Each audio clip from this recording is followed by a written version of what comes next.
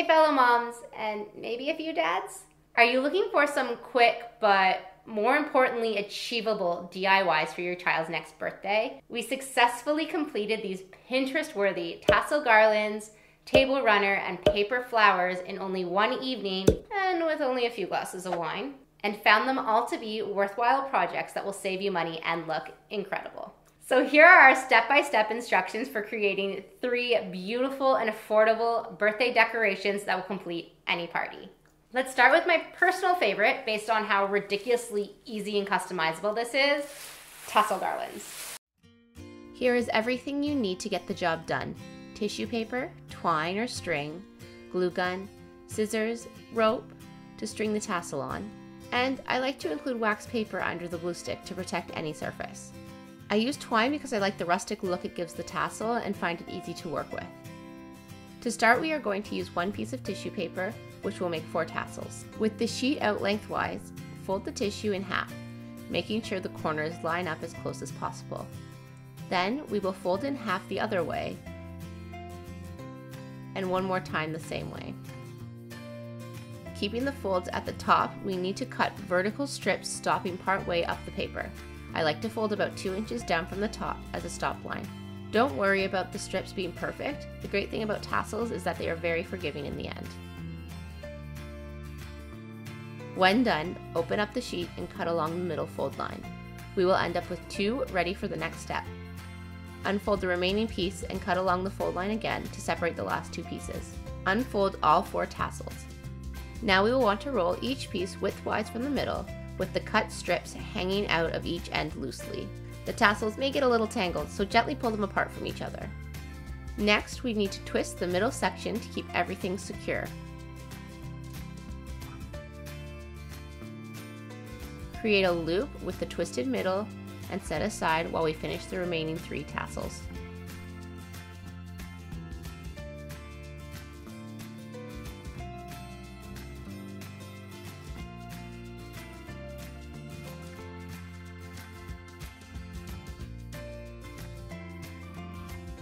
We should end up with 4 nearly identical tassels. Next, we need to apply hot glue along the twisted section, leaving a loop open at the top. I like to apply the glue in a small zigzag pattern, making sure I cover both sides evenly. Then we grab our twine and begin wrapping it around the glue, holding everything in place. Finally, we snip the end and we're done. We continue this process until we have all the tassels we need to fill the rope.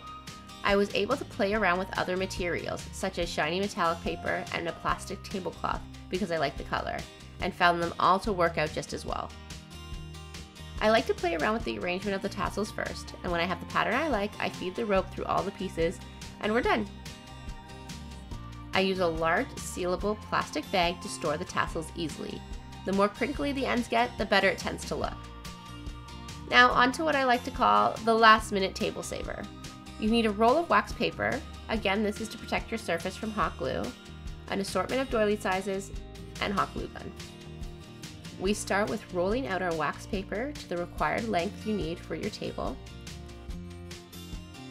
Then we begin arranging the doilies. I start with the large ones and work my way down.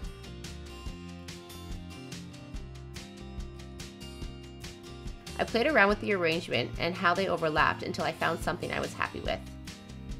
Then I glued everything down, applying hot glue to the overlapping bits.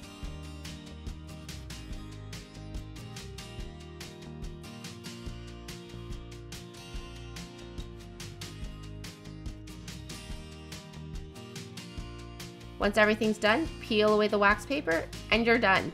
I just love how incredibly simple this one is and kid-friendly. It's like a fancier take on a paper tablecloth. Now, if you've gotten this far and you're feeling a little more ambitious, paper flowers are a stunning craft that will get lots of attention. They just take a little more time, so throw on the current show you're binge watching and let's get started. You'll need 20 sheets of cardstock paper, a pencil, scissors, a card, and hot glue. Okay, here is the tricky part. We want to end up with 5 identical shapes in various sizes. 8 of the first 3 sizes, and 6 of the 2 larger sizes. The measurements for each is what is shown here.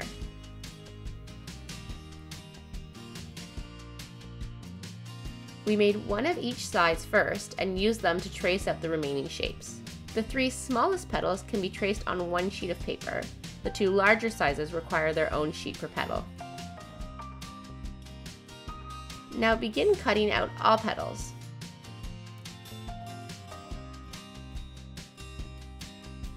Stack the petals of the same size together and cut a slit in the middle about 1/3 of the way up.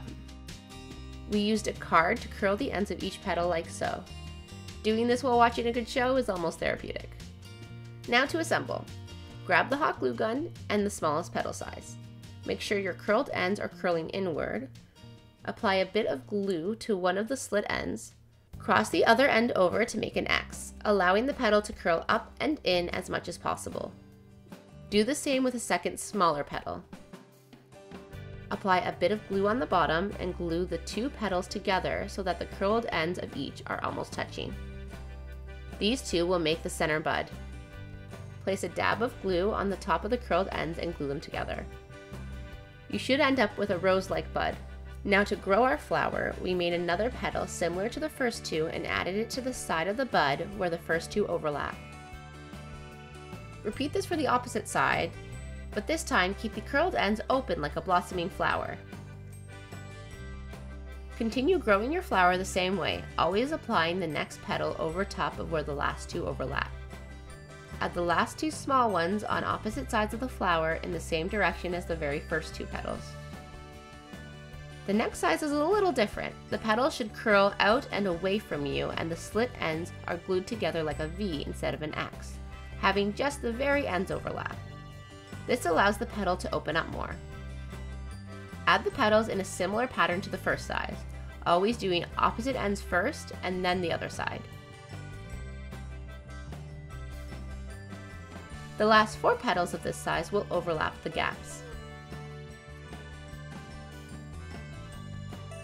Repeat this for the next size up.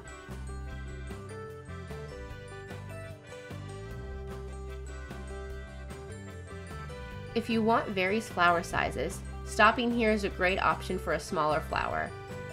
For the last 2 petal sizes, we are going to overlap the split ends slightly less, just applying glue beside the cut. Remember, we only have 6 petals for the next 2 sizes, so you want to strategically place them so that they completely surround the flower, each petal overlapping slightly. And just like that, you're done. This beautiful craft makes for a great photo opportunity at any party. I hope you enjoyed these DIY crafts. If you happen to try them at home, I'd love to hear in the comments below how they went.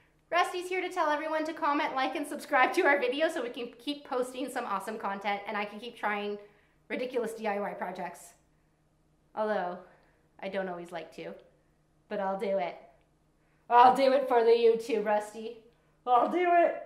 Birthday decorations that will complete any event, complete any party. So close! Beautiful and affordable. No, beautiful and affordable. Yeah, that was fine. Why'd I stop? That was fine. Birthday decorations that will complete any party. I hope my audio is still recording in all of this because I will cry if it's not. I'm just going to use on-camera audio if it's not because that's the take. Okay. Or you can make them yourself for under $5 better. $5 better? $5 better? What are $5 better?